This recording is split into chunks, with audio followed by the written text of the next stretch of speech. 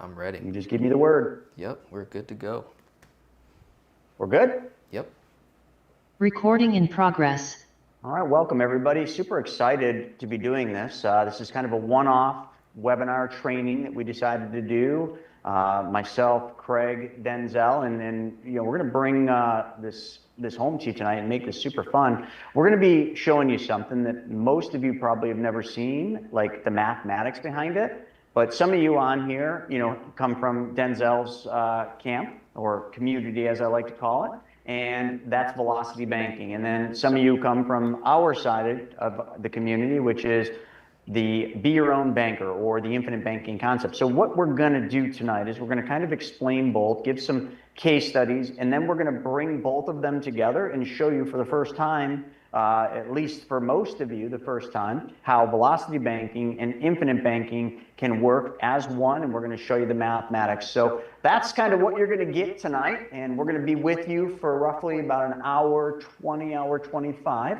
So let's dive right in. I'm going to do a little bit of board work, and I'm going to do a little bit of screen work here with sharing the PowerPoints, just because I think visuals are extremely helpful. Can you guys see that right there? It's kind of a dude slinging some money. Yes, we see the money slinger. The money slingers on there. Yeah. All right. So there's a couple things with the infinite banking concept, and I just want to preface for some of you kind of where this all comes from. I learned this about a decade ago. I was a financial advisor of, at that time, 14 years. I did 16 years in that prison, but anyway, in Wall Street. And when I was there, you would have thought I would have known just about everything there was. So I'm out in Utah snowboarding. There was this guy, Mike, very wealthy, multi-generational real estate investor. And he used to lend us money when we were flipping houses. So I said to him, I said, hey, Mike, I'm in Utah, your backyard. I'm like, do you think we could meet? I got a deal I'd like to show you. We're looking to borrow some money. We met at Cheesecake Factory. I sat down with Mike. As soon as we ordered our food, I just said, Mike, so how do you lend all this money? And he immediately replies back and he said, I lend from my private banking system. Now, if any of you heard that, wouldn't you think that this dude, Mike, had a bank? Because, that's the first thing that came to my mind. I'm like, he's got a bank. That's all there is to it. Like, Mike is a wealthy guy with a bank. And from there, the interesting thing happened is I asked him, I said, can we go to your bank? And he said, no. He said, I don't have a bank. I just mimic what a bank does. So then he goes on to say how he did this. And he says, all I did, Chris, it was very simple. I changed one thing, and that was where my money went first. Once I changed where my money went first, what I did next is I then found ways to make my money go out and work for me. Think of how a bank works. He's like, people deposit money in the bank. The bank then immediately lends that money out and makes a spread. And I'll show you that in just a second. So I understood that. But then he goes on and he says, where I put my money, I get guaranteed interest and I get dividends. And the interest and dividends grow tax-free if designed properly. And it's protected against judgments and liens in most states. And it's private, so I don't have to report it to anybody. So he's rattling all this stuff off. Now, my mind on the other side of this table at Cheesecake Factory is trying to process all this very quickly, just like some of you tonight are going to be trying to process the information. You don't need to understand it all. The most important thing you're going to get from tonight is what problem are you solving and how could one of these things, velocity banking or infinite banking, solve your problem? So I'm taking all this stuff and I'm compartmentalizing and trying to figure out what the heck is this Mike guy talking about? I've never heard of this because, some of them made sense, but you can't put them all together. And then he says the final thing, he says, and if I die, or I think he said it a different way, if I go on to heaven, it self-completes. So then he goes into the mechanics of it and he shows how it works. And he says, when you come to me with a deal like this, let's call it 100 grand. Basically what I do is I take it after I underwrite it. I go to my private banking system. I take a loan. I give you that 100 grand. You then, through a promissory note and a first lien position, you pay me interest on that note at a rate of 15%. That's what he charged. I take your interest and I roll it around and I put it back in to the private banking system. So if you think about it, he just showed a circle. Okay. And I don't know if any of you are looking at the BYOB or looking at me, but it doesn't matter. You saw a circle, but then he throws a loop. He says something that I just could not process. He says, but Chris, when I took the 100 grand from my private bank, it wasn't my money. My money still continued to earn uninterrupted for me while you then paid me money a second time. So Chris, effectively, I made money twice on every deal. My money worked for me twice on every deal. I'm going to stop there. And that was like the summary of it. And I'm just like, no freaking way this is true or possible. So I asked him, I said, what is it? And then he told me, and it shocked me, and I'm going to hold that for now. But that's what we're going to be getting into, at least on my end. I'm going to show you what this was that he was talking about. We're not going to watch a video. I'll tell you, that sucker really wanted to play the video. I had to hit like 4 different times. It's a fun video too. It is a super. Do any of you want to see the video? Because I know some of you haven't seen it. Put it in the chat. How many of you want to see the video? Matter of fact, you know, I just want to give a shout out for a second to all of you. Thank you all for being here. I know you didn't have to pay for tonight's webinar, but you are paying the ultimate price because you're paying with your time. And your time is absolutely the most valuable resource you have. So because you guys want to see the video, it's super short. We have some fun around these parts. Here it is. Let's try that again.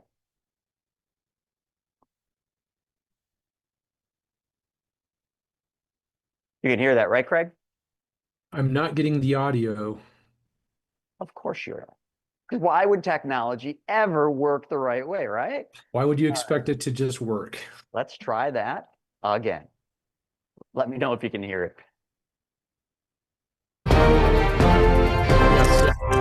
Good evening, folks. I'm Seymour Cash from MSTV Worldwide, and I'm joined here with my co-host, Anastasia Beaverhausen. and we have a breaking news story for you tonight. This story has me incredibly concerned. And there's an epidemic going on out there, folks, right now, and it's happening all around. And no one's even covering this.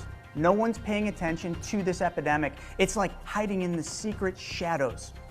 What's happening? It's called Fat Wallet. The wallet gains weight uncontrollably until the seams literally rip. It's initially undetectable until the damage is already done, and then it's too late. The wallet must be replaced to hold all that cash. That really is unbelievable. You know, in fact, the scientists are telling us that there is a strong correlation between MSTV and the fat wallet. And we have a new report that shows that over 30% of our viewers are experiencing a 30% weight gain in their wallet, regardless of their spending habits. And I think this is going to lead to major health problems. Reports are showing hip problems, back problems, pants are ripping, holes just out of the butts of their pants. Son of a bitch! This just in, Seymour Cash has checked himself into financial rehab. Thank you for tuning in to MSTV Worldwide.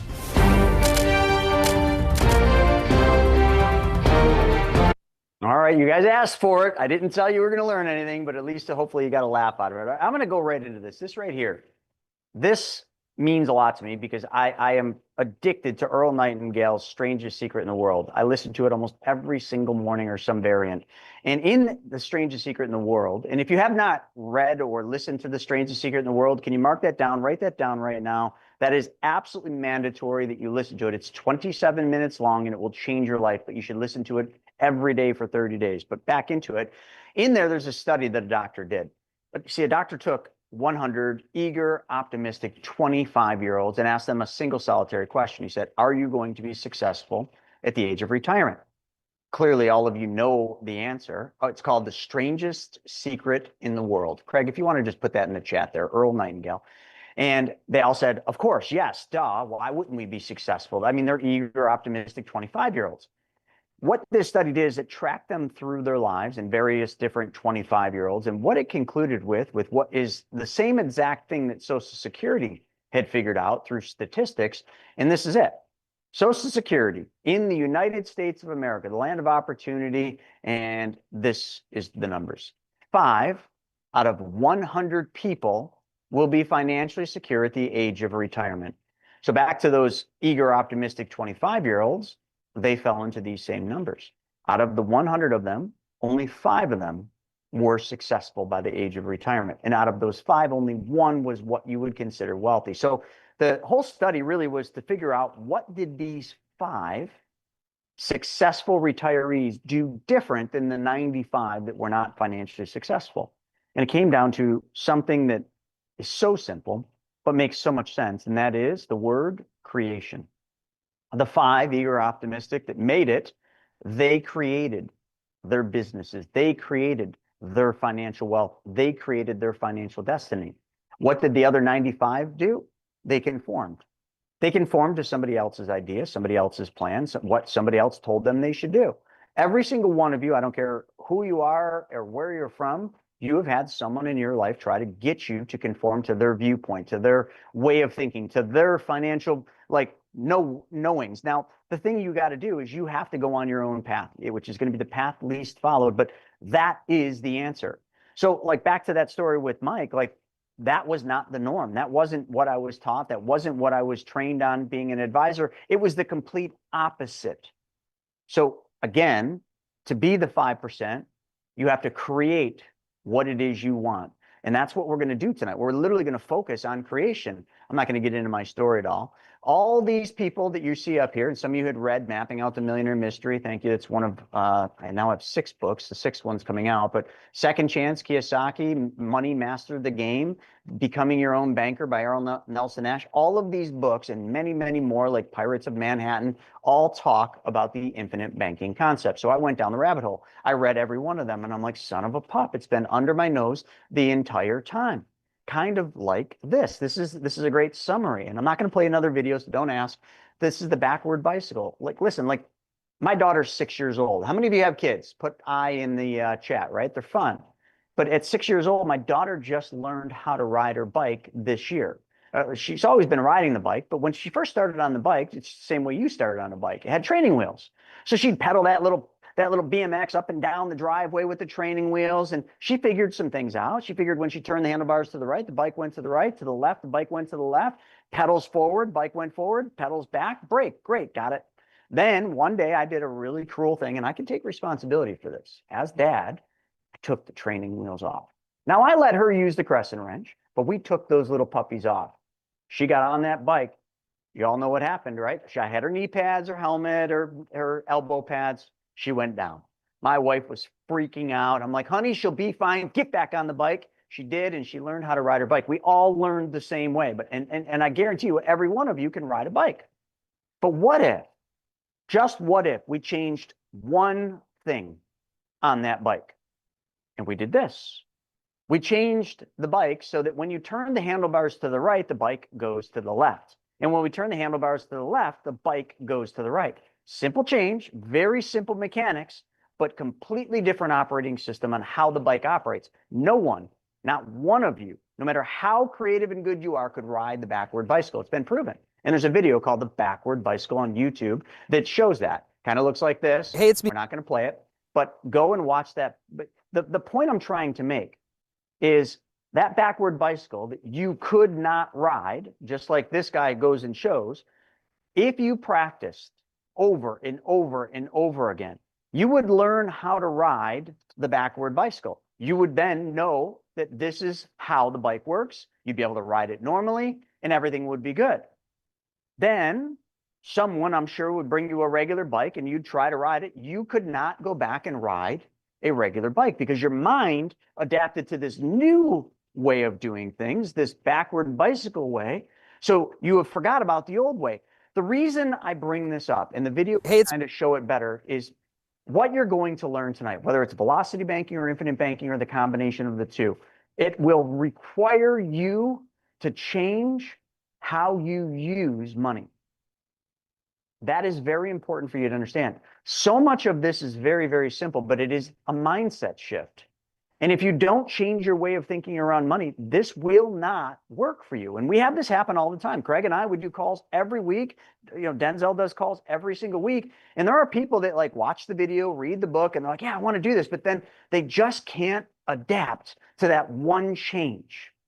But you're going to. But I'll prove to you why you should, because we're going to look at the mysteries of money, and then I'm going to go into getting into it. First off, what is the definition of money? Can anyone tell me in the chat? What is the definition of money? Throw it up there in the chat. There's no prizes, so I know there's no motivation, but resource, tool of exchange. There you go. Valerie nailed it. It's a means of exchange. Money for food, food for money, money for car, car for money. That's all it is. And it doesn't matter if money's are dollars, or it could be, you know, the Canadian money, it could be the yen, it could be gold pieces. It's all money. It's all a means of exchange. So the questions get more difficult, like this one. What company in the world uses compound interest? Go. What company do you think uses compound interest? See, you guys are way ahead of this. None is absolutely right. Michael said bank. So I'm gonna pick on Michael for a second. That's not a bad guess, Michael, because you would think banks, of course, banks use compound interest, but it's the opposite. Banks charge you compound interest. Banks pay you compound interest, but they do not use compound interest, because to earn compound interest in the normal sense that we believe in it, you have to take money, put it in something that has an interest rate or some means of growth, and you have to leave it there. And then it compounds over time, right? But it has to sit there and compound. Do banks leave money in the safe? Does anyone think there's money in the vault? There's no money in the vault anymore.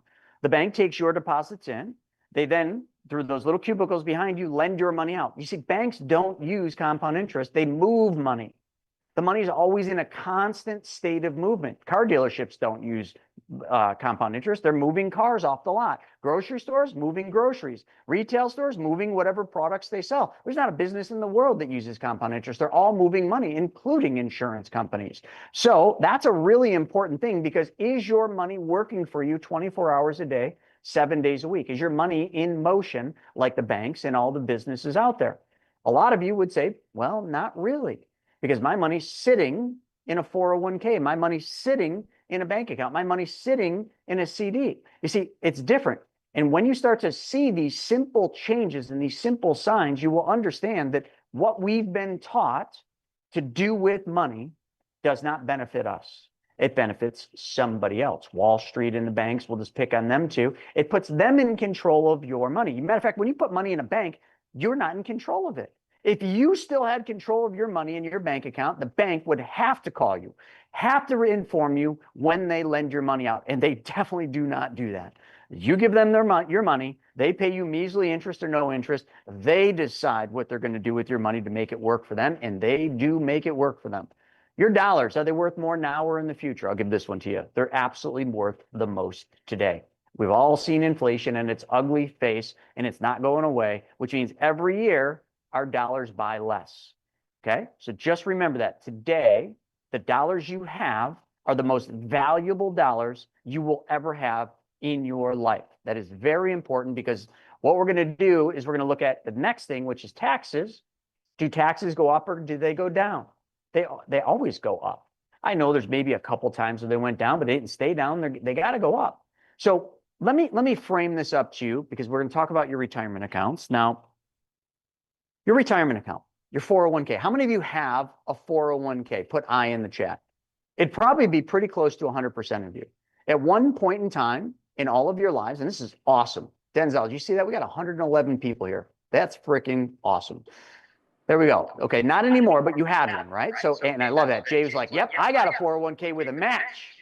Love that. Let's put this into perspective. Let's just kind of sum this up based on what we just talked about. So, Jay, I'm going to pick on you. Jay, why RRSP, or what was the other one? RFP up in Canada. I used to teach the Canadian retirement stuff, but yeah, so all the same. And somebody's cheating down here. Kay's like, I have a self-directed IRA. Kay, I'm going to slide you off to the left, because we're not going to talk about those today. They're great. But Jay, why did you decide to put money into your 401k? Was it because of the match? Because the match is kind of free money, right? Like if you put in 4% and they match 4%, that's like getting a free 4%, isn't it? It really is. After the vesting schedule, it is free money. It's an incentive nonetheless. So that is a good reason to put money in a 401k. Let's see, what else? Well, see, Jay, now you're going to the Roth IRA, but let's just pretend it's traditional. Most people that put money in 401ks, another big motivating factor is they don't want to pay taxes on their income. I mean, I get it. So they put the money in pre-tax, but let's just think about a couple of things. We got the match and we got the pre-tax. And then we also have to think about that other thing we talked about, is the dollars, are they worth more today or in the future? So in your 401k, correct me if I'm wrong, when you put money into it, you can't use that money until you're 59 and a half. True or true? I know it's true. There's a penalty, 10% of early withdrawal penalties before 59 and a half. Okay. So you're giving up your most valuable dollars, and you're putting them into an account, hoping that it grows, word hope. And then over time, that money grows, and then you're going to take that money back out sometime after 59 and a half, right? But during that period of time, remember, you were able to put the money in and get a tax deductible deposit. or a pre-tax deposit, right? You didn't have to pay tax. Now, if any of you are planning to make less money in the future than you do today, you are planning to fail. So please, please listen to the strangest secret in the world. We got to change that.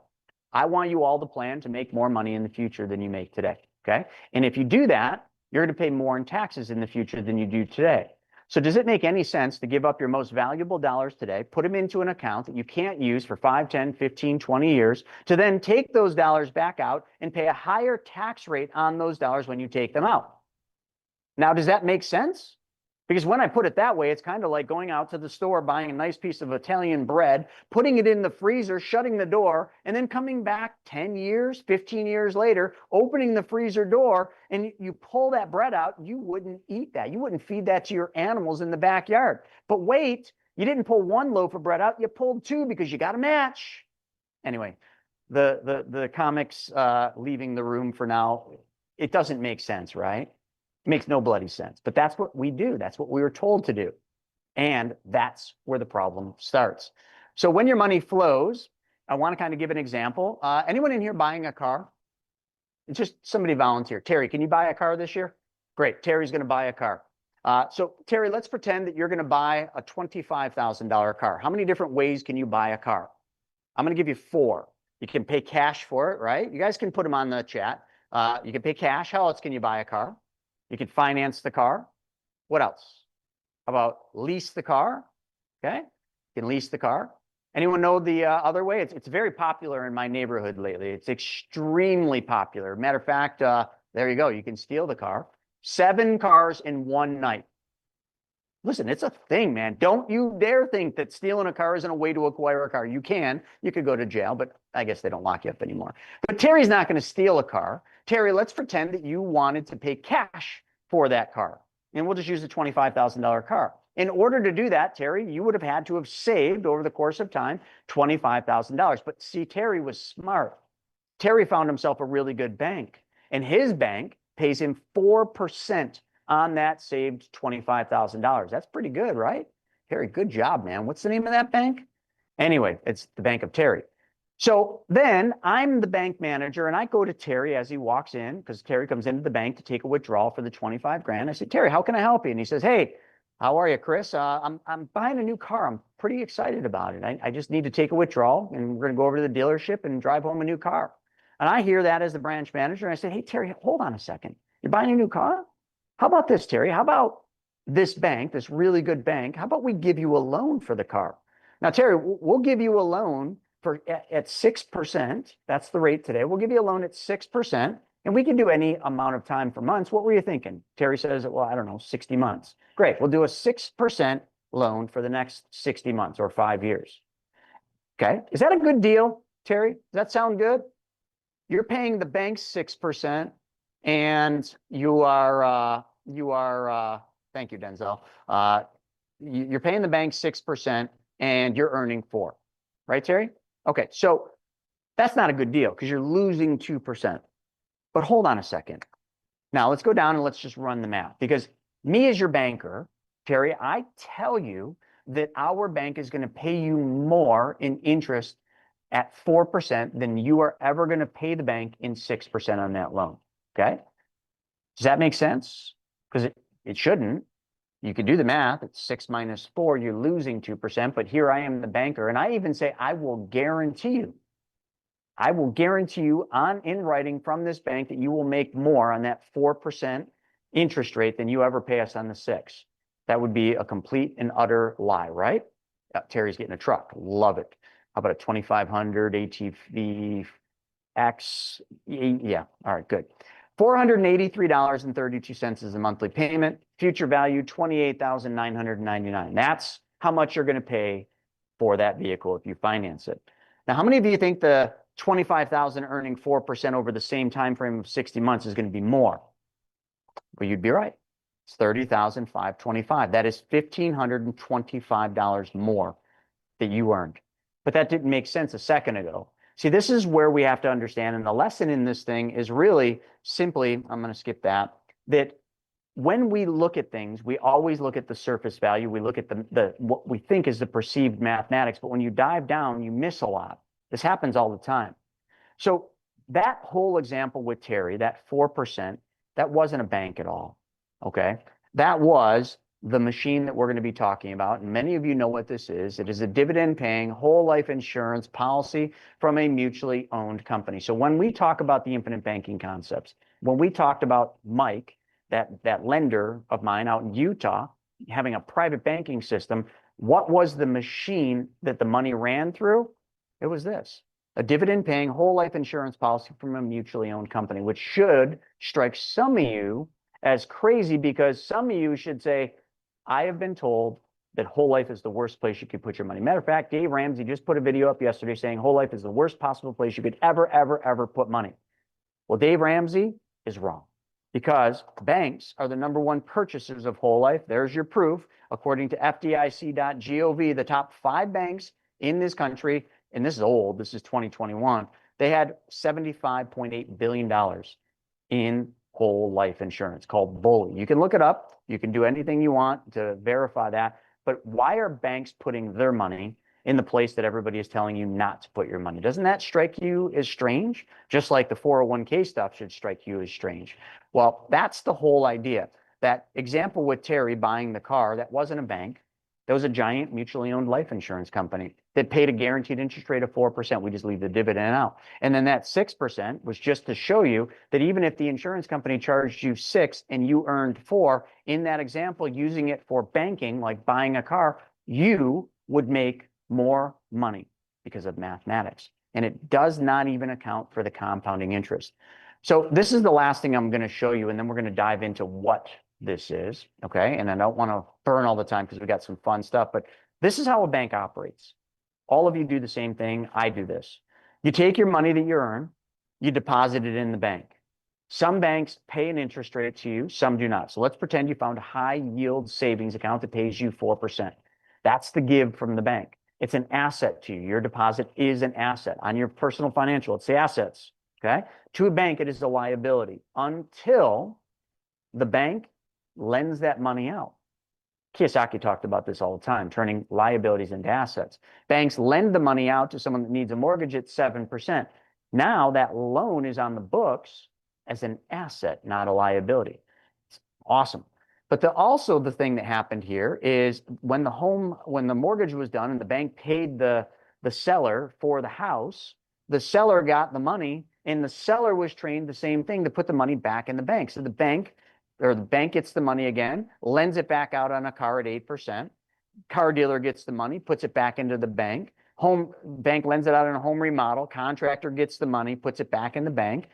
Someone that's in debt gets the money. Denzel talks about this all the time. Someone gets the money from a bank debt consolidation loan. Those are like, might as well put the nails on the chalkboard for them. They pay the credit cards, the money goes back in the bank. But let's focus on the spread. You see, you were earning 4, the bank lent your money out at 7, and then at 8, and then at 9, and then at 12. So if we take your 4 and we subtract it from what the bank charged on all these deals, the bank made 20%. You made 4, the bank made 20. How much risk did the bank take there? Not very much. Not very much. Maybe a little on the debt consolidation loan, but all those other loans, they were collateralized. So the bank took very little risk. They used your money. They charged an interest rate that gave them a really nice spread. And in doing so, they didn't actually make 20%. They made 500, because you made 4, they made 20. Divide 4 that you made into the 20 that they made 5 times more than you did. So when I show this, it's a wake-up call, and I got to ask all of you, and I'll ask you right now, and then I'll stop sharing. What business do you all want to be in now? If you don't say the banking business, then you clearly weren't listening. And I get it. Maybe you're playing Mario Kart or something else, but you want to be in the banking business. So when we talk about the infinite banking concepts, I'm going to stop sharing this. When we talk about the infinite banking concepts, we're talking about something very simple. We're talking about you taking back the banking functions in your life. That's it. Instead of you paying banks interest on all the things that you buy, you are making the same payment back to yourself. Let me demonstrate. The infinite banking concept is about control, certainty, liquidity, and efficiency, because all of us are going to do the same thing. We're going to make money. We're going to spend some of that money on the things that we got to spend money on, like diapers and food and all those things. And then we're going to save what's left. But you got to change that. And The Strangest Secret in the World and so many other things, like The Richest Man in Babylon, great book. You have to start prioritizing yourself. You're the golden goose. You are you're the number one. So please treat yourself that way. Pay yourself first. So when you save what you want to save, and then pay everybody else with what's left. I know that sounds backwards because you weren't taught that. And you're going to be like, I can't, I won't have enough money. Yes, you will. You will. You just never tried it. And when you do that, we're going to change one thing different, because that savings is what we're talking about here. So when we save money, most of us save money in the same places: banks and 401ks or retirement accounts. That's mostly where people save money. But what if we change that?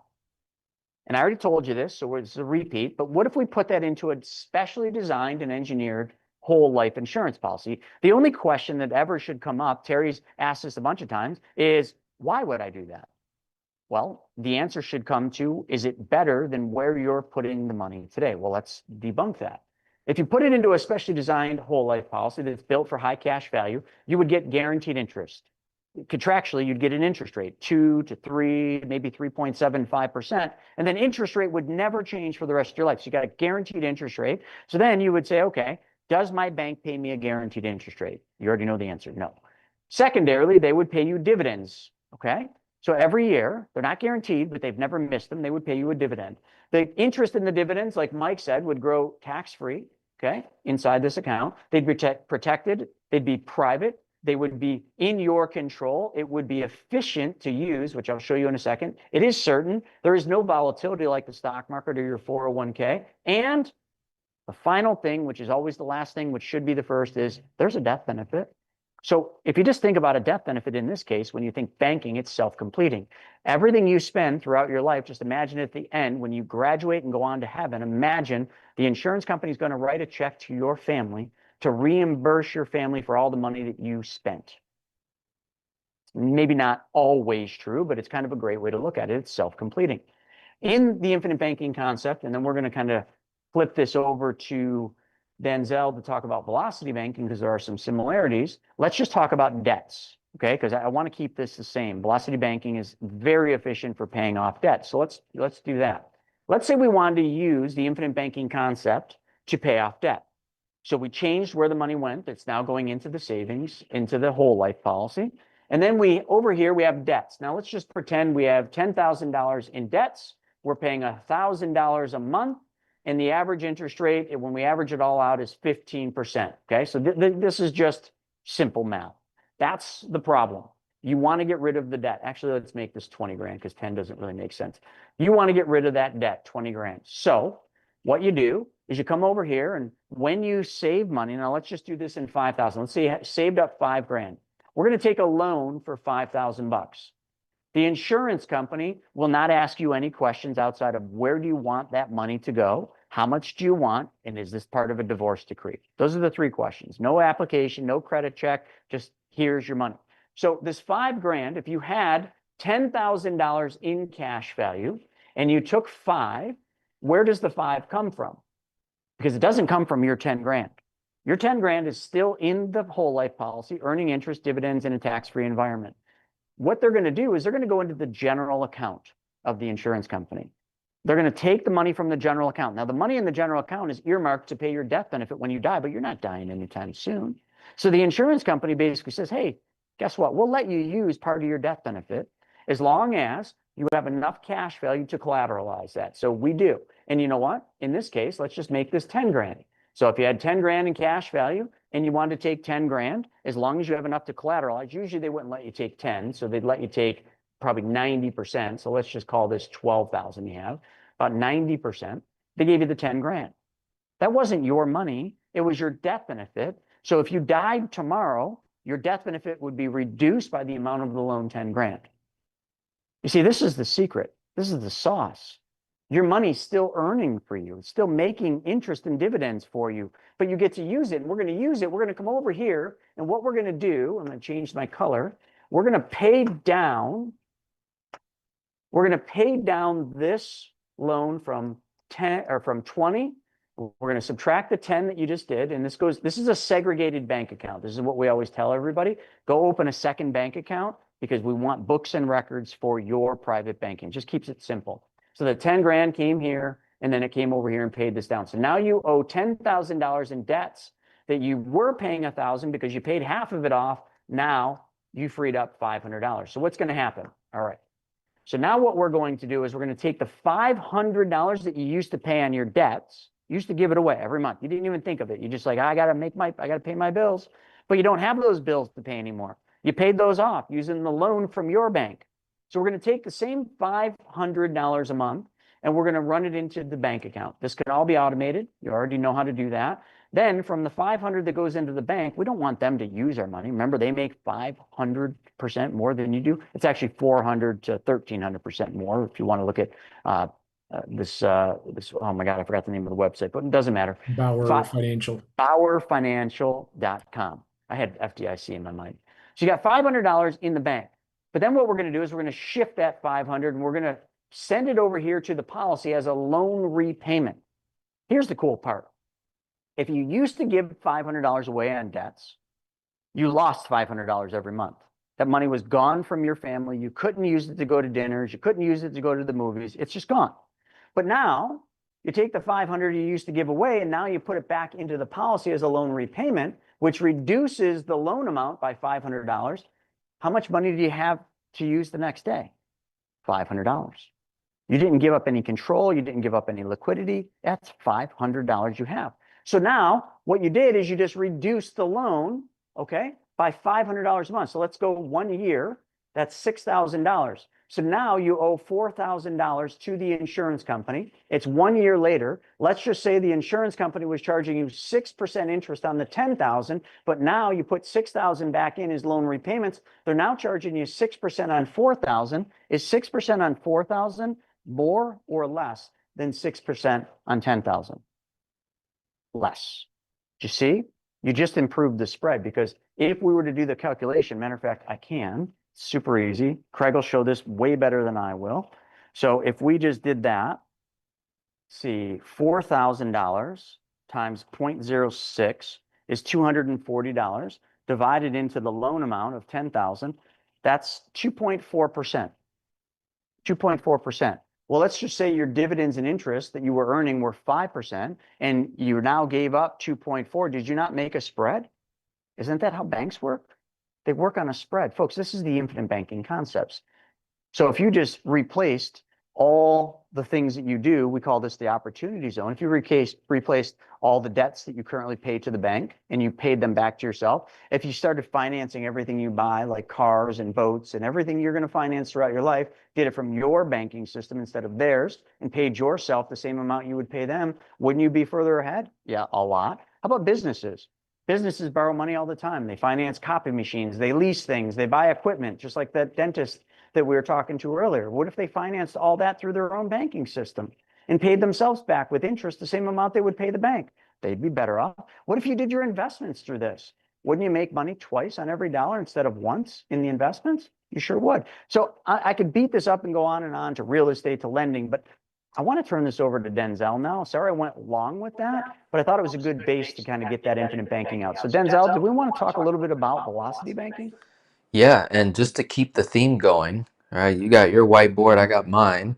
We're going to keep having fun here. I love this tag teaming that we're getting ready to start and kick off here. So for those that just got their mind blown, you're going to get mind blown again, where I'm going to start bringing in, okay, what are some of the preliminary, what I like to call pregame work before someone jumps in head first, takes the leap of faith and obtains a whole life policy where literally probably everyone in their family is telling them not to do it, right, Chris? All the biggest gurus on YouTube today tell you not to do it. Your financial advisor is telling you not to do it. The person that manages your 401k is telling you not to do it. And pretty much everyone you know, except for strangers like Chris, Denzel, and a few other very influential people on the internet today, a lot of very well informed professionals, experts even, that I want to say, I like to believe we're really ahead of the curve, right, Chris? That what we're starting to see now, and this is proof. There's 120 people on this Zoom, and I have about 20-ish people or so literally on my YouTube channel live. So what I'm beginning to see over the last 5 years, really ever since COVID, is people are no longer trusting the experts. And this has to do with pretty much in every industry today. Experts are no longer being trusted. It's those who are truly creating value, those who are showing how much they care.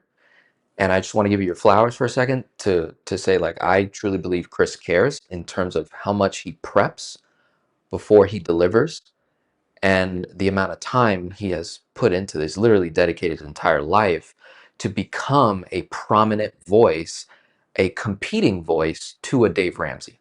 And I honor you for that. And that's someone that I'm trying to do the very same thing in this small pond that we play in, which is why it's also so important for someone like Chris and I to collaborate. We're in competition together, is what I'd like to say. Like we have similar businesses, we have similar clients.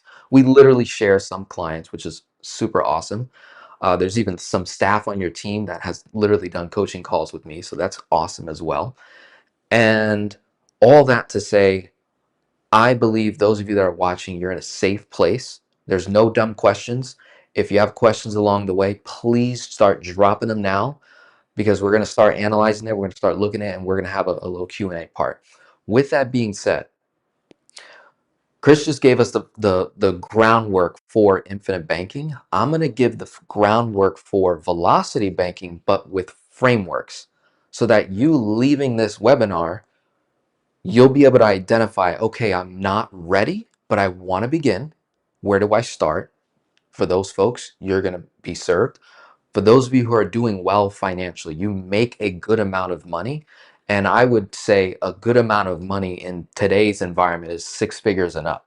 Let's say you're a good, well-earning individual, but you still feel like you're paycheck to paycheck, like most of your money is just being lost. There's just a few tweaks that we can make to increase efficiency that would then make the infinite banking concept work for you even better.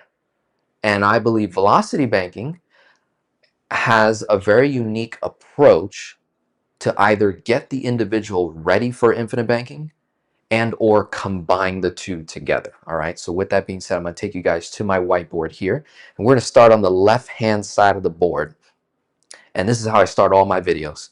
For those of you who are in the house, you have to know your numbers. You have to know how much money you're making, how much your expenses are throughout the month, what's your total debt, and what's your cash flow. What's that remaining money left over after all your bills, debts are paid.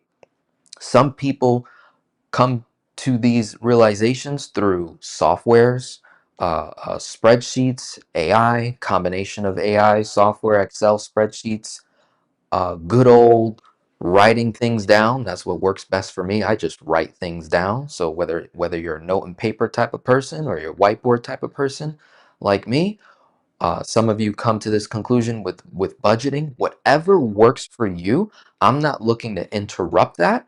Rather, I just want to improve upon it. Okay, so these are what I call the 4 major numbers. You have to know this. All right, Chris understands this as well.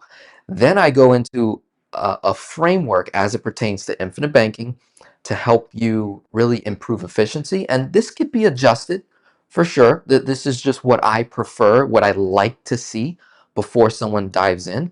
I like to see someone with about 1,500 or more per month in conservative cash flow on average. So that already takes out like 70+% of Americans.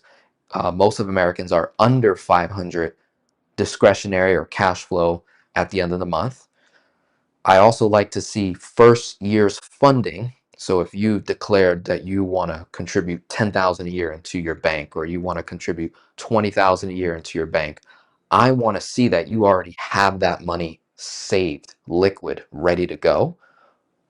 This way, you've already created the expectation that you can achieve that number, and it's going to keep you motivated every year as the years go by. And then in terms of helping you figure out a mathematical way of figuring out how much I can realistically, conservatively contribute to establishing my infinite banking system. I've run this scenario. It works with infinite banking and it also works with velocity banking. So I take the amount of cash flow someone has in a month, I times it by 12, and then I times it by 2/3. So if it's 18,000 a year, let's say you have in cash flow, right? And we times that by 66% or 2/3. So whatever you like, 67, 60, 66%, somewhere around 11, 12,000 a year, that roughly comes out to about $1,000 a month, is a very safe, conservative expectation for you, the customer, to live up to this strategy of becoming your own bank, right? Infinite banking, becoming a value creator, trusting yourself that you can commit to this. That's super important. And then I like to wrap it with, hey, what's the strategy and do we have clarity? Do you understand what's going on? Do we have a strategy in place, right? What half the work is getting the policy, understanding the design, the company, underwriting. That's a ton of work up front. But then the back end is, well, what's the strategy? Now what? Now that you have the policy, now what are you going to do about it? Right? And Chris alluded to, okay, we can borrow, we can invest, we can do different things. It's a matter of narrowing and figuring out that one thing that we're going to do. All right. There's a theme here that has been expressed by Chris already, and I just want to label it that I believe in today's economy, and this has been this way since 1971, that we need to start thinking cash flow over net worth.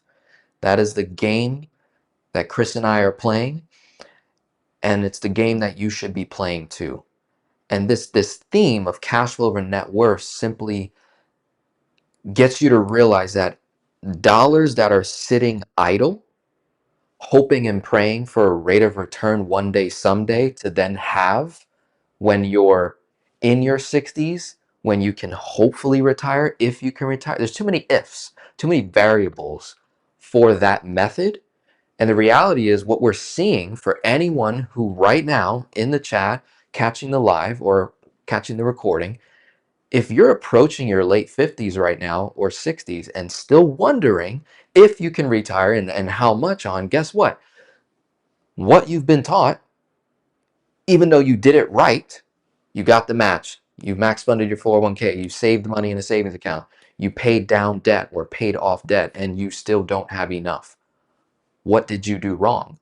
It's not that you did something wrong. It's it's the financial concepts that you've been taught to do that no longer apply in the economic system that we live in today. $40 trillion and increasing in debt, 150 or 175 trillion of unfunded liabilities. My friend, Chris and I both know this. We live in a debt-based economic system.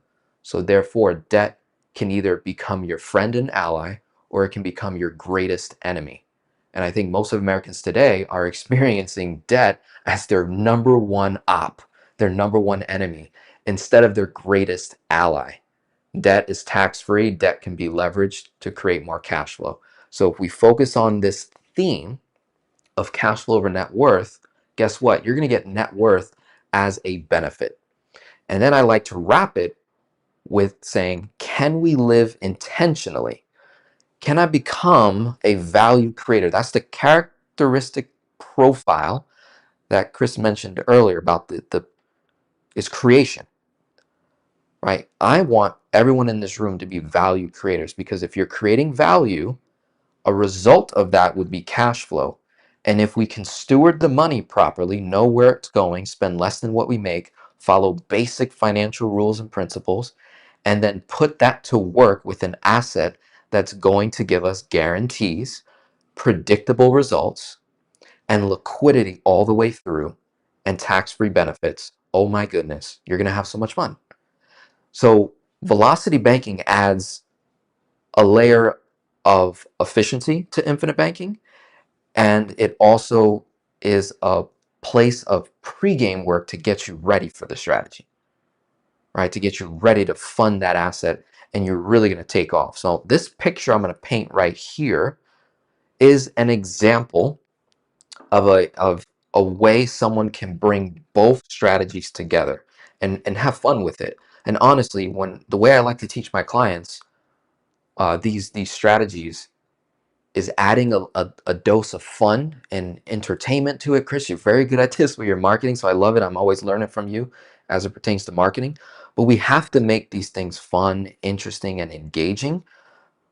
To me, there's nothing boring about this, but I do understand for some folks that this is not your strong suit. This is not your area of expertise, and that's okay. You can lean on people like Chris and myself to help you become, educated enough to where you feel confident to put these things into practice, right? And what's awesome is once the light bulb goes off, not once you learn the strategy. There's a difference. There's people I work with where the light bulb goes off and they understand the moving parts of what's happening, and that's what I believe Chris and I want you to get coming off this webinar. Is we want to get light bulbs to get turned on rather than you trying to become an expert in these strategies, because I don't believe you need to. I have mothers, that's like my core people that I serve, is mothers of all ages, of all different backgrounds, all walks of life. And I would argue if mom of four, single mom, divorced mom, widowed, can learn velocity banking strategies and infinite banking strategies without ever having a finance degree or going through years and years of education in college and whatnot, and they're getting massive results, it's because their light bulb went off and they just followed the steps. It was less about becoming a master over it, although when you have the light bulb go off, it's sort of like a result. You'll become a master of your own finances, your own economy, and how you operate. Okay, so I'm going to speed up a little bit more here and paint the picture for you. Everyone has income. Where does it land? Right? Chris mentioned this. It lands in a bank. And when it lands in a bank, what account are you using? You're using a checking account. Okay, great. I'm not telling you to stop this, because honestly, there's no way. You have to keep this account active, the checking account. But what I am going to urge you to do is stop having the money sit idle in the checking account. I've got to move it. So one of the most popular places that we can move our idle cash as another vehicle to create acceleration is going to be a first position home equity line of credit. In other words, turning your home, comment if you're a homeowner, comment homeowner. For those of you who are homeowners, we can turn your home into a checking account. It can function like a checking account and begin to work in our favor. And so to give a simple example here, the average client I'm working with in today's environment, it's 2026, where we're coming off of really high interest rates. So I'm working with folks, and Chris, I'm pretty sure you see this all day long, people with car loans of anywhere from 7 to 9% if it's new, or if it's used, I'm seeing 10 to 13% car notes. If you've got credit cards, I'm seeing 20 to 30%, maybe even more. The highest one I've seen so far was 33% on a credit card. Insane. If you've got personal loans, I'm seeing 10 to 16%. If you've got really good credit, it maybe like 6 to 9. Okay.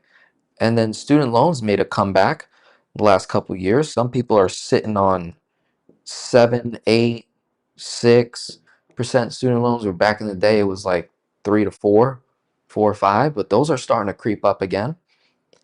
So the average interest that I'm seeing is 10 and up. 10+% or more is the average interest, total interest cost that you're sending money to all these different institutions. Okay? That's what's happening.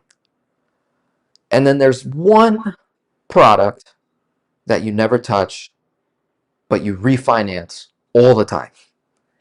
And that's your first lien 30-year mortgage, right, Chris?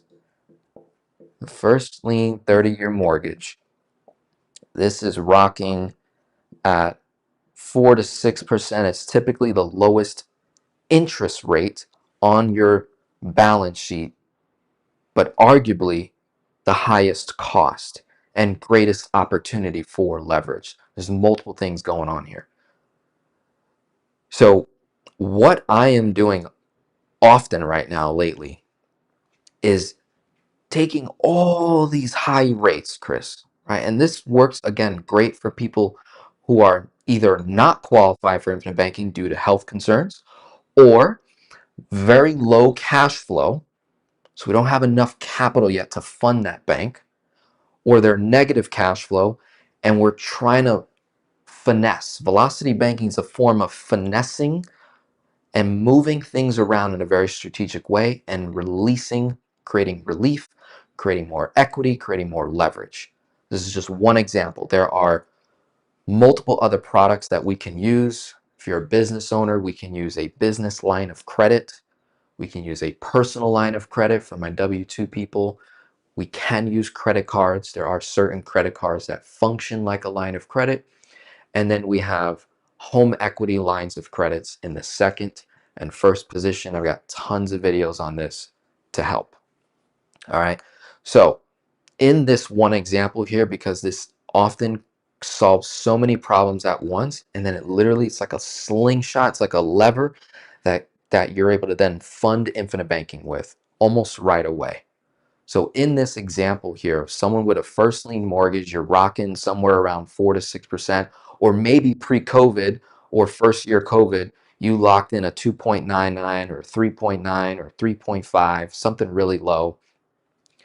And you're sitting on multiple. When I say multiple, Chris, like I'm sure you're seeing this, right, my friend? People are equity rich today, but they're cash poor. Never seen it greater than it is right now. Oh my goodness, it's blowing my mind.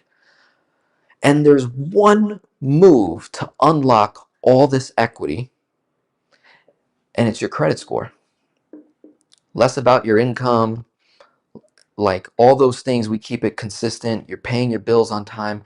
If I can improve credit score and then get you to learn this product, how it works, how it can bring these two concepts together, and let's say you come to the conclusion that it makes sense to relinquish a low rate mortgage for a relatively higher rate home equity line of credit in the first position, or in some cases, in a lot of cases I'm working with, lower. HELOCs have made a comeback in the last year or two because rates have been coming down. Banks are getting really competitive. Banks are really excited about accessing all this equity.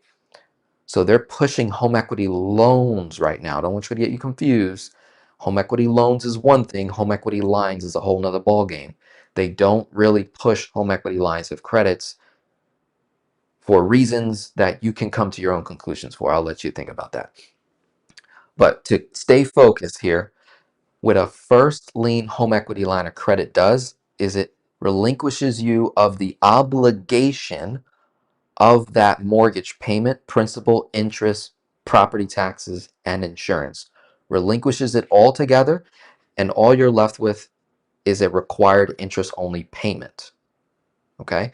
This, in my opinion, is one of the most efficient ways to refinance debt to avoid the debt consolidation companies. Again, if I can get your credit where it needs to be, typically 720 or higher, to get the best deals with the best banks, then we unlock all this equity that you were sitting on, again, at a relatively low rate with HELOC, first lien HELOCs today are rocking between 6.25, 7.5%, maybe 8.5%, right? But the biggest holdup people are having today is like, Denzel, my rate is so low on the mortgage. I'm like, yes, but you're also getting killed over here. with all these high rates, your car loans, your personal loans, your student loans, your credit cards, your IRS debt that you owe, all of it, you're getting hammered. 30-40% of your income is literally going to debt payments and debt obligations. Imagine if you were able to move all of it or some of it in chunks into your home at a net 6.5, 7.5, maybe 8% off just consolidation. So now you reduce your overall 10 plus average, I'm seeing 15 plus average cost of debt and payments. Interest cost is one thing, but then you look at the payments. Many of you are putting out 3, 4, 5, 7,000 a month in payments. Imagine if you rerouted that to your home. Well, what happens, very similar to infinite banking in a way, and this sometimes I explain infinite banking like the home that people have, is you get appreciation, right, on the tail end. Your home appreciates in value over time. The interest you pay on your home is tax deductible. If you use it, it's potentially tax deductible.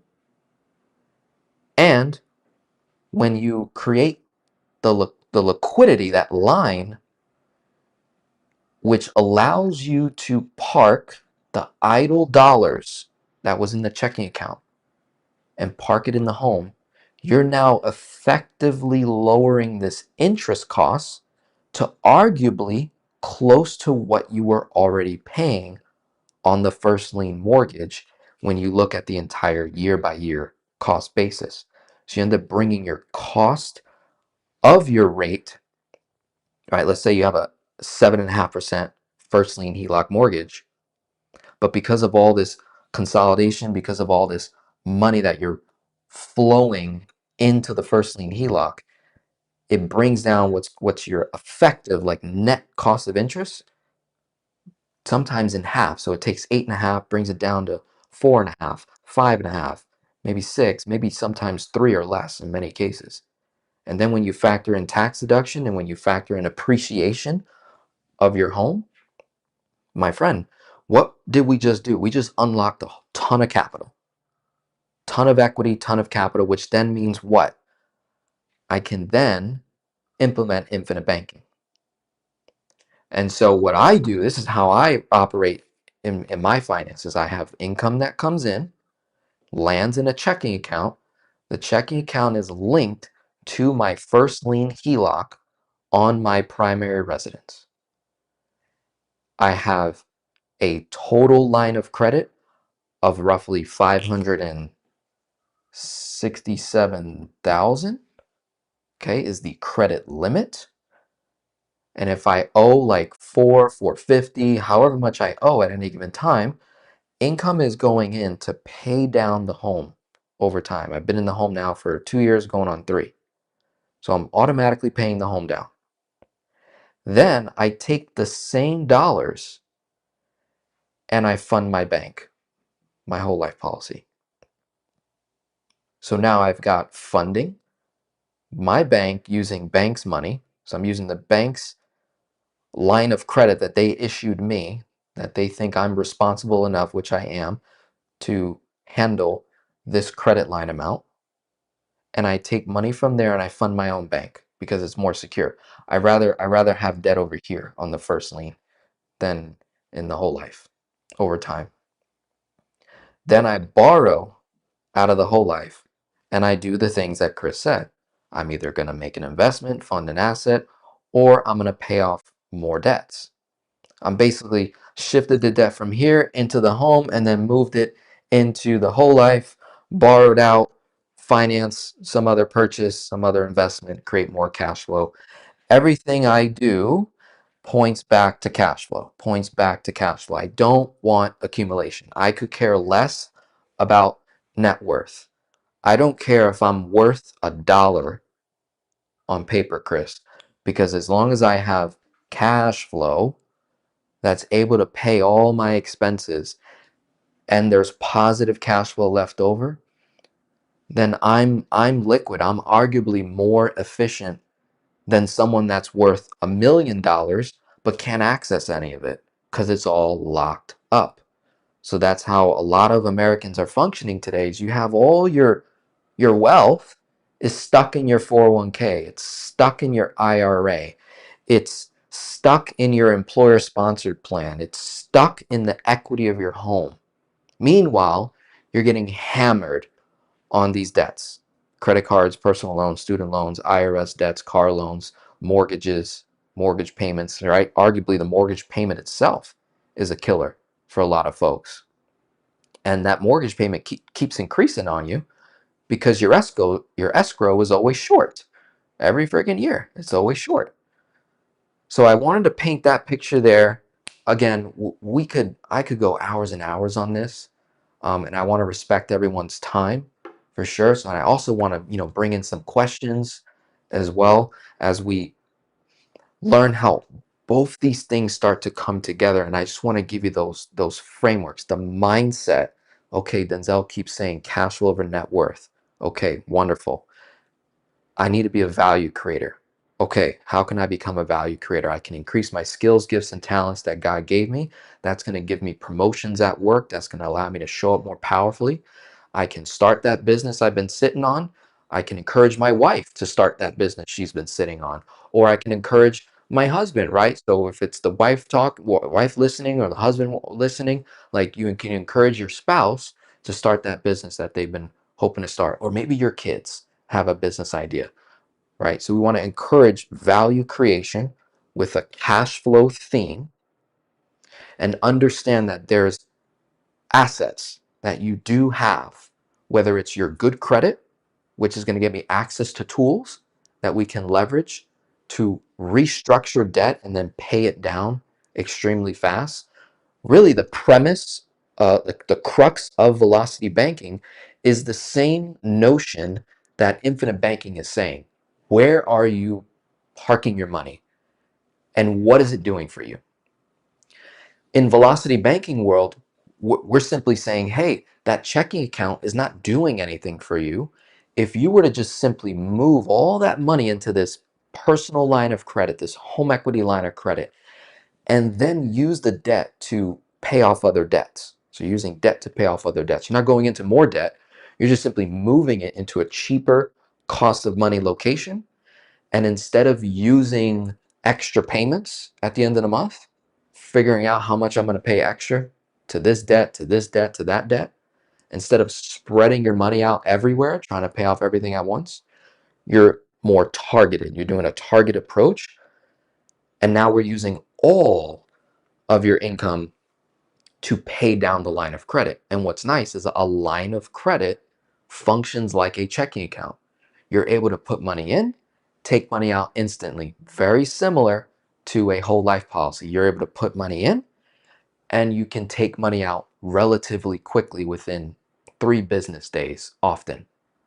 However much money you put in that shows up in cash value, you're able to pull out, and then when you pay back what you borrowed, 100%, when you make a loan payment on a policy, 100% is principal. Works the same way with a line of credit. Every payment you make before the due date is 100% principal. So every time you put principal to a debt, you are interrupting the compounded interest on a debt. You're interrupting it. You're cutting it off from ever being accrued again because you have a lesser principal balance owed. And then you have liquidity. So you're able to pull the money right back out, pay your bills and expenses. Guess what? Cash flow sat in the line all throughout the month to improve your personal finances, unlock all this cash flow so that we can fund that bank. So think of velocity as a tool that I can use temporarily, or I can use in a permanent fashion to help fund the infinite banking and eventually get away from the banks altogether. And to finish it off, on the left-hand side of the board here are what I call the layers. I would argue a whole life policy that's structured for infinite banking, high cash value performance, is going to be your superior reserve account. Pretty sure Chris agrees with me on that. This is a superior reserve capital account. And then there's other layered products that I like to use that ultimately point back to the superior product. So high yield savings account is one over checkings, obviously. First lien HELOC, second lien HELOC, business line of credit, personal line of credit, credit cards at 0% with cashback rewards and statement credits. All right. And then I finish with the investments that you have, you know, your 401k, your house, maybe you have a rental. Before you think about selling it to pay off debt or selling it to give you income and get taxed horribly, think about the value of borrowing before you sell. And that's what velocity banking also helps you understand is, wait a second, I can just borrow so much cheaper than for me to sell and or in many cases use cash. I'll stop there. I'm going to tag in Chris here. Let me know how you're feeling so far. Maybe we can dive into some questions. Feeling Um, good. but Good. you got me all fired up, man. This is so much fun. Here's I think we can bring this whole thing together and put a pretty little bow tie on it. You know, many of you have been chatting with Craig over on the sidelines, but Craig is one of the smartest people you'll ever meet. So smart that back some time ago, he started looking at infinite banking and velocity banking. And what he started doing is saying, these two need to work together. So he proved that velocity banking and infinite banking can come together as one, be used in conjunction with one, but it was complicated. He did it first with Excel sheets, but then he said, no, we need a software. So we created a software that does this. And I want Craig to kind of come on and I want him to kind of take what you all just learned about infinite banking and about velocity banking. And Craig is going to bring it all together, put a pretty little bow tie on it, and show you the mathematics behind everything you just heard in the simplest way. And listen, like some of you are probably watching some of this stuff being like, oh, this sounds complicated. This sounds like a lot of work. What if it wasn't? Is your GPS in your car hard to work? No, you just type an address in and it just takes you there, right? You just got to listen, make a right, make a left, go 5 miles, make a right. Well, what if all that you just learned was that simple? Just a GPS. Just change the way you think about money, change the way you use money, add a GPS, the software, the operating system. And that's what I want Craig to show you. And also, folks, listen, you know, I know we're kind of getting toward the end of this training. We said we were going to go for an hour and a half. And I want to make sure that all of you know, if for some reason any of you want to look at your individual situation, you want to look at what this would look like for you, we're going to post a link where you can book a call and get on the phone. There's no cost for that call. And we're going to kind of walk you through your situation. You're going to walk us through your situation, I should say. And we're going to solve whatever problem you bring us. Fair enough? Craig, you want to take it from there? I will do. I'm going to go ahead and share out my screen. So if you can just let me know if you can see that. Sure can. Awesome. All right, now we got about 20 minutes left, so I'm going to jump through a lot of introduction pieces. And I just want to reiterate what Denzel had shared earlier. He said you got to know your numbers. We have to know what our numbers we want to know our income, our expenses, our debts. And so once we have that information, we're going to go into the system we call the vault. There's an ability to upload your infinite banking policies. You can configure your velocity banking strategies in here. But what I want to do is just share with you a quick approach on what we call the debt blaster trifecta. And we also have a little manual or a book that if you do go out to the vault website at byobvault.com, you can click on download a free copy of the debt blaster trifecta book. What this whole strategy is about is getting your debts classified and ordered in the proper sequence, using infinite banking to build wealth while getting out of debts, and using the same strategies that Denzel just talked about with velocity banking. Could be first lien HELOCs, could be personal lines of credit. But what if you took all of those and put them together so that you were efficient in your debt pay down, you built wealth while you were paying down your debts, and you did it with speed with velocity banking? So that's really what the full strategy is about. So I'll walk you through kind of an example of how we do this inside of the system we call the vault. Step one is really to get all of your debts in here. So I've already gone through and populated a profile where I have personal credit card, personal loans, medical debt, car loans, student loans. We have all sorts of different kinds of debts out there.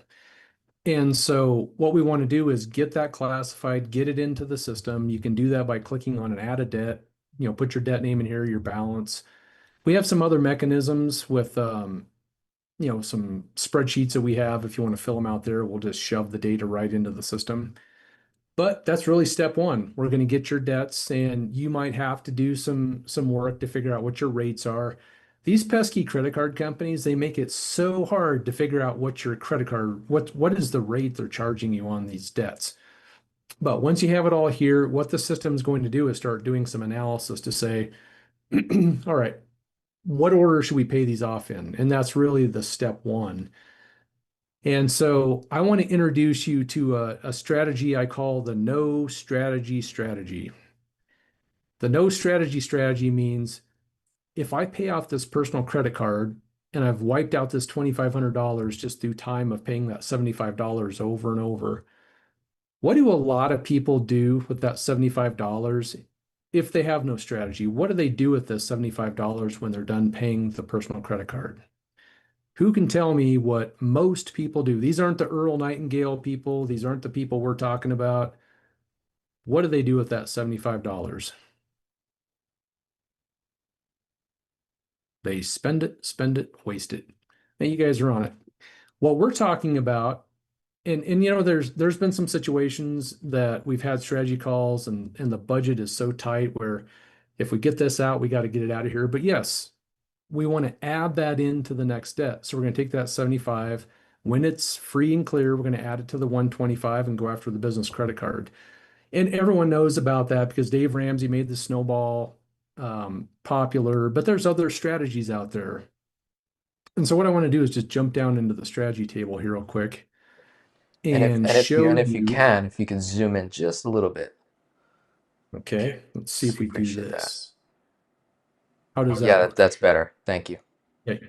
I'm going to have to jump around or maybe scroll around a little bit, but when I talked about the no strategy, that is pay off a debt, take the money and run, go out to eat more often, go buy some more stuff. So this list of debts, there's $78,000 of debt balance, an average weighted interest rate of about 8.66, and we're paying 1,265 on those debts. So now what we're going to do is we're going to come down here and say, if I didn't do anything differently, I just do debts the way most people do, which is pay them off one by one. We're in debt for 181 months. That $78,000 of debt is going to cost us another $30,516 in just interest. The bankers love this strategy, so they want to give you the dumb suckers and tell you to keep doing it this way. But if we just take the next step in the what I call the debt plaster trifecta, which is getting efficient, should we order our debts in the snowball, the debt avalanche, or the cash flow index? So snowball is lowest balance to highest balance ordering. Debt avalanche is highest interest rate to lowest. Cash flow index looks at a efficiency score. And really, at the end of the day, it doesn't matter so much which one of these you do, but just have a structure. But what the software is doing is saying, for this particular debt profile, we're seeing there's a little bit of efficiency of paying them off by highest interest rate to lowest.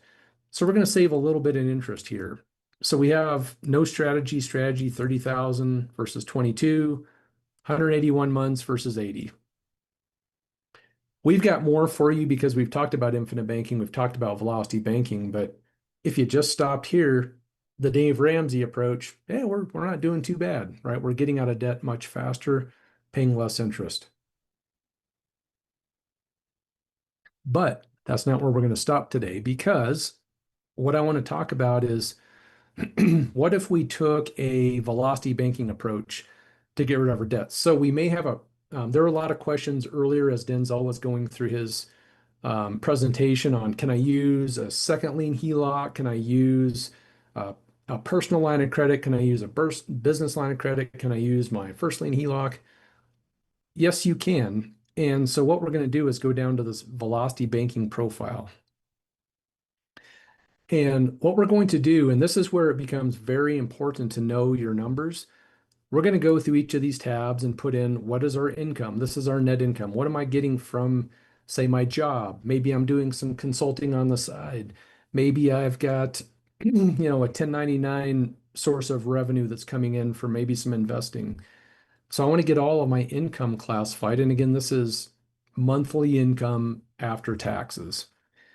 Then we're going to go through and start listing all of our household expenses, automobile expenses, living expenses. And as we go through those, you'll see some of these have blue check marks, some of them do not.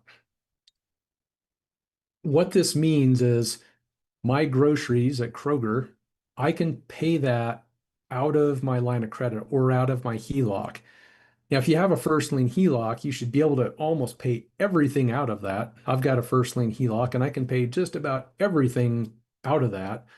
What I specifically do is I put all my groceries, gas, all my bills on a credit card as much as I can. And then I put my income into that first lien HELOC at the beginning of the month or as it comes in. And at the end of the month, I just pay the credit card off in full. So I've got that income whittling down that balance during the month and then pull the expenses out at the end. But this little blue check mark means I can pay my grocery bill with my Velocity banking tool. I can pay my Verizon wireless. For some reason, I can't pay my medical insurance, so I pay that on my checking account. But anyway, once we get through all of that, we're going to then go and list. I've got multiple tools here, but let's just say we use this HELOC down here. I went to my local credit union. They gave me $50,000 line of credit at 7%. So I have a $50,000 line of credit and I have $50,000 available. We can configure an all-in-one or first lien HELOC where maybe I've got a limit and an available amount because I've been using some of it. I can use second lien HELOCs, first lien HELOCs, personal lines of credit. So it doesn't really matter, but you're going to go through and put in your, second lien HELOC, my limit and my amount and my interest rate. Now, once we do all of that, it's going to come in and say, all right, your income is $8,293. We have $5,162 of expenses. Some of those can be paid from our HELOC, some of them cannot. And we have $1,265 of debt payments. So our net cash flow, and this is what Denzel was talking about earlier, here's your net cash flow. What can we do with that? That ultimately is going to be the income we're leaving in our HELOC every month because we're going to put our income in there, pay our expenses out, pay our debts, and this is what's going to help whittle our balance down. Okay, so what we're going to do now is go down and pick the Velocity banking tool we want to model and play with. So I'm going to use this second lien HELOC that has $50,000 available. Now here's a question I want to ask everybody. I have $78,000 of debt here. I have a HELOC with 50,000. Should I take that full 50,000 and just throw it at my debt? Or should I use half of it? How much should I use? So go ahead and put it in the chat and let me know. Should I use it all? Should I use half of it? Really what I'm asking is in Velocity banking, how much of my line of credit should I use for my debt? So we have 66, we have all of it, don't use it at all. Okay, it depends, and I don't know. Maybe it's 30, maybe it's 60, maybe it's half. Here's the way I look at it. There's a mathematical reason why I'm going to pick this 15,558, but there could be some non-mathematical reasons why I don't want to use it. Based on your income, your expenses, your interest rates, your cash flow, all of these things, what we're looking for is if I take too big of a chunk, am I going to be introducing more interest cost into my debt plan? If I take too little of a chunk, am I going to be spending more with the banks? So there's a point in my utilization where I'll find that exact number that's going to be the most efficient use of my HELOC and my debts. This is saying 15,558.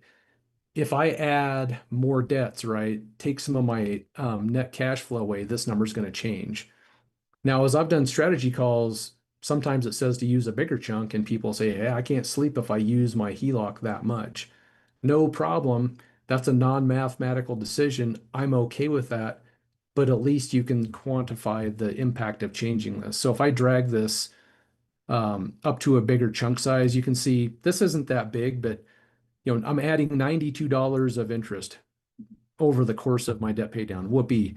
But sometimes that's 1,500, sometimes it's 2,000, sometimes it's more. So my whole point is we're going to run this scenario with our optimized value. All right, so now what we've done is we put all of our numbers in. We know our net cash flow. We have our HELOC picked. Now we're going to click on this Activate Velocity Banking Boost.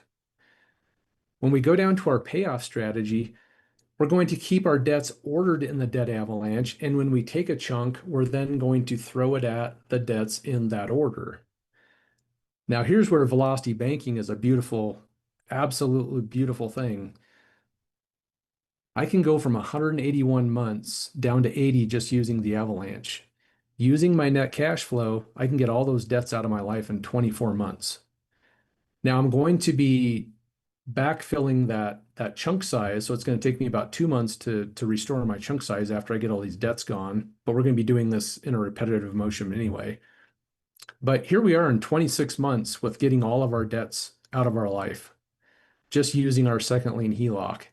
Instead of paying $30,000 of interest, $5,600 is what we're paying in interest to the banks. So we got the job done a lot faster. We paid a lot less interest. And what we need to do is just test your numbers. We need to get your numbers in here to run through and say, does this work? Do we have to optimize? Do we have to change something?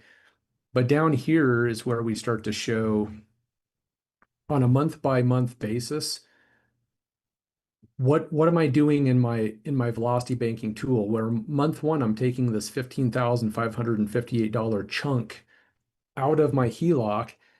I'm paying off my personal credit card in full. I'm paying off my business credit card in full. I'm paying off my personal loan.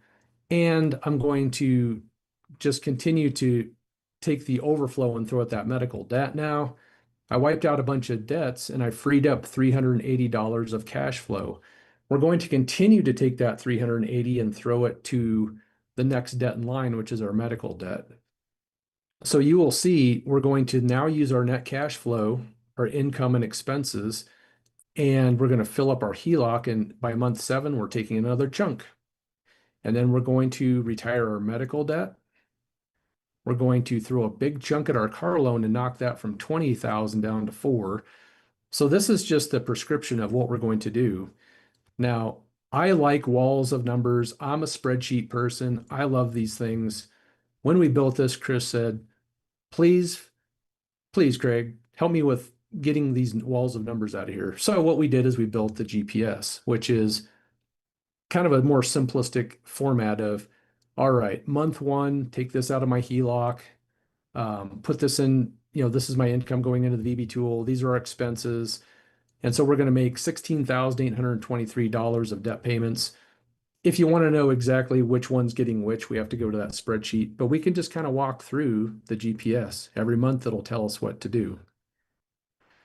So whether you want to use this format and kind of keep track of where you are in the process, and at the end of the day, and Terry and I have had many conversations, well, what if my income changes? And what if this changes?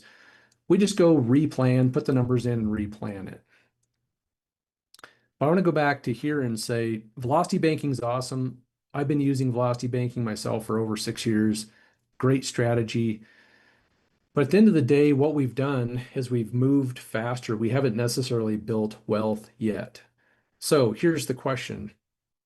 And I liked how Denzel put it. He's like, hey, we want to get to about $1,500 of cash flow.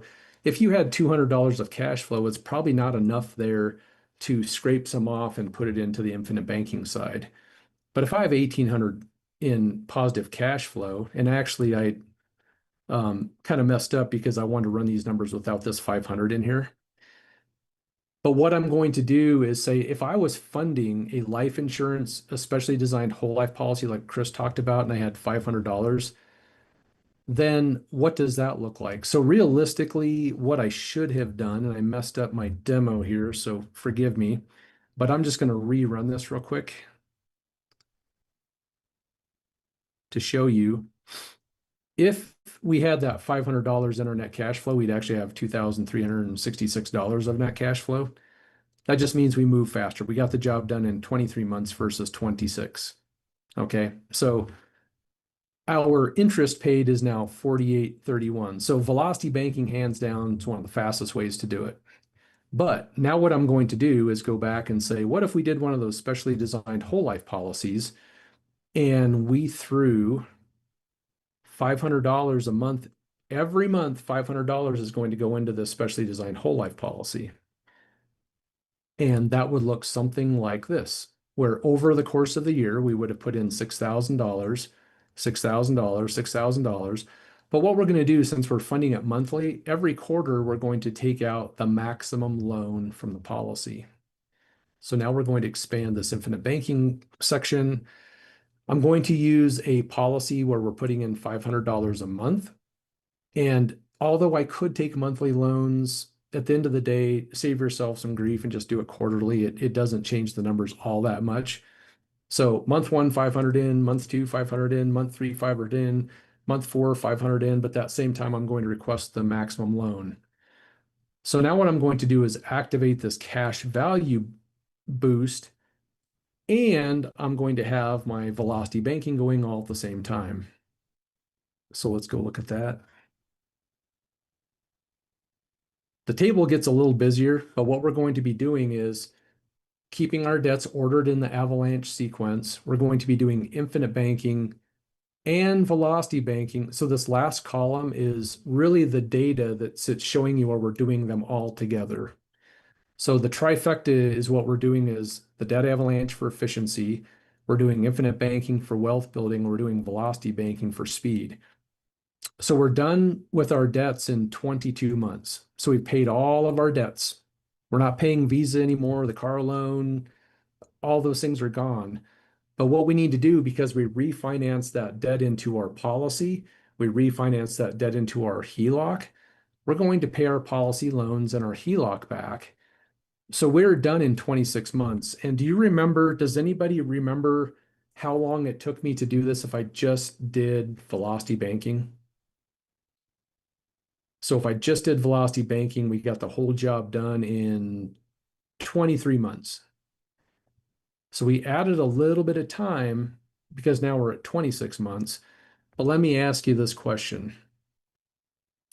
Would you be okay slowing down by 3 months if at the end of that 3 months you had $10,854 of cash built up in your policy that's going to continue to compound and grow for the rest of your life, and you had a death benefit of $128,000? I think most people would say yes. Now, here's the beautiful thing about it. We paid even less interest. So we started at 30. We whittled it down to 22 with the Dave Ramsey strategy. With velocity banking, I think we were somewhere in the 54, 55, but we got this thing down to 52. So this is the option where we're paying the least amount of interest to everybody else. So we kept more of it for us. We built cash value in our policy that's going to compound and grow for the rest of our life. We have $1,265 of cash flow we just freed up because our debts are gone now. We're in a much better position because if we have an emergency, guess what? You have your HELOC filled back up. You have cash value in your policy. We can start serving our own needs with the things we need to buy with major purchases. We can handle our emergencies a little bit better because look, at the end of the day, if I have an emergency, need to pull a loan out for my cash value, I get to say when and how it gets paid back. It's on my terms, my schedule. So that's what we're trying to get everybody to in this trifecta strategy, is be able to bring efficiency to your debt blasting. We want to build wealth while we're doing it. We want to move as fast as we can with our velocity banking. So with that, I just want to stop, see Chris or Denzel, any questions or anything we need to go over in more detail? I just wanted to give kind of a quick glimpse of what's going on here. Yeah, the only question, there's two that came up. Okay. One specifically is Marie. She said, what should I expect to pay for the overall bank costs to obtain the all-in-one or first position HELOC before any debt is applied to the borrowed amount? So basically asking, like, how much does it cost to set up an all-in-one? Well, it really depends because when you go through the all-in-one application, there's going to be appraisals and there's closing costs. When I did mine 6 years ago, I think I paid somewhere in the ballpark of $6,000 of closing costs. Now they may run you through and say, hey, do you want to buy some of it down? So there has to be some analysis of does it make sense to throw a little bit more to buy the loan down? But that's really going to depend on a lot of circumstances, and we would just have to go through the underwriting with the all-in-one. But mine was around 6,000, if that helps. Yeah, and just to chime in on that, that 6,000 that Craig's talking about also factors in state closing costs and fees that everyone has to, go with. But if we're just talking about the all-in-one product, when you're working with a bank, usually like their actual like one-time cost is usually like $1,500 or less, maybe $1,000 ish, just for that product. Everything else is third-party fees for the most part. Or if you're gonna buy down points, then you're adding, more to your closing costs. So hopefully that clarifies so that people don't get scared by the 6 grand. It's it's very similar to if you were going to refinance a 30-year mortgage, except you just don't see all that costs because they've put it into the actual loan amount. We're not trying to add more debt, we're trying to pay it down. So it's actually very valuable, and very cheap, much cheaper than a refinance when you actually look at the line items, one by one. Whereas like a refinance will cost you 1% of the loan amount versus a one-time flat fee of say $1,500. It's a big difference. Yeah, and the other thing too is you'll use this in stage, phase one. Let's say we're getting out of debt, and I used a $50,000 line of credit. Let's just say you had, 50,000 available. Not that I would necessarily go put the full utilization towards an investment, but that's what I've used my HELOC primarily for, is I'll take chunks of money, go put it into some of the private lending and buying mortgage notes and things I do, and then it just pays it right back. So I'm kind of creating assets out of that money. And you can do the same thing with your policies. We're just leveraging that money to go make more money. So once we get out of debt, we want to move into that next phase of how do we safely start making more money with the resources that we have, because we have lines of credit now that are available. We have cash value in our policies that's available. So um, that's really where we want to get to, and that's why we build it this way. Is we want to be as efficient as we can to get out of debt, but we want to build some wealth and some resources while we're doing it. Because if we just do it the banker's way, they're the ones benefiting. They're the ones making all the money. Chris shared with you they're making anywhere from 400 to 1,300%, and that number comes from the Bauer Financial website. It's time to stop that and start building for our own families. And these are the strategies that we've personally used. I personally used this for 19 years, infinite banking for 19 years, velocity banking Oh, for that's awesome. 6. They work. Yeah. At least get some of that 400 to 1,300%. That's my only argument when I'm talking to Yeah. clients. I'm like, at least get some of it. Yeah. Yeah. So I don't know if there's any other questions. I know there was one I just saw. Yeah, that one's right up your alley, Craig, from Jay. Does the system pay off a credit card balance of $15,000 even if it is on a 0% promo? So like, let's say their credit card's 0%, will the software tell them to pay that off? Yeah, let me just show that real quick because that is a great question. So up in your debts, what you can do is that as we add debts, you can, and because this happens a lot, we can go in and put in our credit card, our balance, our minimum payments, and then when does that rate expire?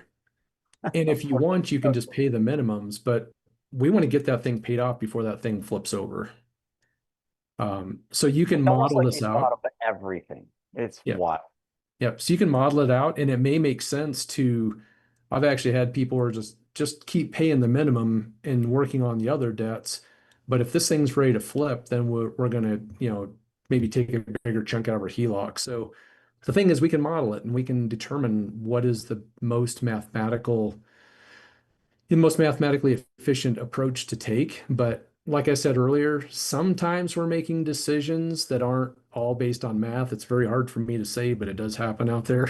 And one example is I met with someone and they're saying, I took a car loan from my brother-in-law, and it was around Thanksgiving was coming up, and like, I need to get this loan out of here. They every time we get together in a family, they give me the look. So if you want to, you can reorder this. It doesn't mean that you shouldn't. It's just there's going to be a cost by me taking this car loan and shoving it to the top of the list. And we actually show this down here as this custom strategy. So instead of being done in 80 months, or now it's going to add another month to the debt cycle, instead of paying 22,787 in interest, you're going to pay 23. So there's a cost, but guess what? If I can sleep, or if I can get this debt out of my life and get my brother-in-law off my back because this car loan, then it's probably worth it. And at the end of the day, we're just quantifying that decision. That's okay. Mathematically, it doesn't make the most sense, but from a mental perspective, it makes a lot of sense. And So listen, if any of you want to try the vault, we've been putting the link up there. It's just BYOB Vault. You can try it. There's like he showed, you can get the Debt Blaster trifecta book, but you can also go on and you can demo the vault. There's a free 7-day trial. And people are always like, well, why 7 days? Because in 7 days, you can go on, you can test it and see how it will solve your problem. And then there is a cost for it after that. And the cost is, depending on what you want to use it for, there's two main packages. It's either 190 a year or 490, I believe, or 470 a year. or 90 with the infinite banking piece. Yeah. Yep. So it's just, you want the infinite banking piece or you just want the velocity piece? So velocity 19 a month and the infinite banking like 47 a month. So you guys can give that a whirl and try it out. That link's up there. And also, and Denzel's been posting it up, but if any of you want to get on a call with this team to kind of go through the entire strategy, have them look at your individual situations, much like how Craig did that. But imagine if they were doing that with your stuff, your numbers, your solution, your line of credit. What would your numbers look like? We are happy to do that for you. So there's a link up there. You just click that link and then pick a time, book the call, and then we will be able to help design that for you. And Craig, I don't know if you want to, throw in there your contact info if anyone wants to reach out to you regarding the vault and just all this magician stuff that you do. I love it. Yeah, I'll put my email in there, and if there's any questions about the vault, just let me know. And there you go. So that's my email address. If you have any specific questions, happy to answer those. And Tess had mentioned about the bi-weekly training that Marius and I do. The next one we're doing is on the 3rd of September. So it's every other Thursday at 7 p.m. Eastern. And I can go ahead and I'll have to get the link, but Chris, if you want to, kind of take the ball from here, I'll go dig up the link and get that in the chat. It's up to you. Yeah. Yep, I mean, I'll go grab. I just have to go to another. Let's see here. Yeah. And a bunch of people have been asking if we're going to post this somewhere, this recording. So we're going to send this out to everybody that registered for this. I just got to wait for Shauna to get back from her vacation. I promised her we would not bother her. So just be patient, but we will get this all edited up and sent out to everybody. And again, I reposted the link if you guys want to book a call, and the BYOB Vaults link as well. And what might be easier is if you want to join the Cracking into the Vault session that we do, that's the Zoom link. And then this is the meeting code. The next one will be 9/3 at 7 p.m. Eastern. Love it. Okay. Denzel, anything you want to say to bring this sucker home? We're little over schedule, maybe 10 minutes, but not too bad. Just a little bit. I won't be too long. I just want to say thank you for this. It is awesome to see this many people coming together, really dedicated, trying to learn, spending, an evening, an hour and a half, now a little bit longer to really dive into this. So hopefully we gave you the frameworks, right? We gave you some examples, and you're walking away with this. Comment below if you're like, I received value. Let us know in the chat. I received value today. Let us know how we can improve, get better, because that's what we do every single day. That's why we want to keep doing these workshops. That's what I do, what Chris does, what he does. We're really creating an entire ecosystem again, a safe place where you can learn these things and in an affordable manner as well. Of every software out there that I've seen that has tried its attempt to mimic velocity banking in a software or try to tell people what to do in a software, it often results in you having to dish out a couple grand, multiple thousands of dollars up front. I've never seen a subscription model this low where you can, at the very least, try velocity banking for a year, see how you do. Try it for 6 months, see how you do. You should be able to see results within the first 3 to 6 months of doing velocity banking. You should see the results immediately once you've acquired the tool and once you know what direction you're going in. So I'll leave you all with that. Thank you again, Chris. This is awesome. And You're thank you, very Greg, welcome. as well, for really bringing it all Thank you. together. That was awesome. That was great. All right, folks. Well, with that, thank you for sticking with us. I know we went a little over, but we really appreciate your time. We'll get this bagged up and out to all of you that registered. And with that being said, can't wait for the next one. Until then, see you later. Thank you.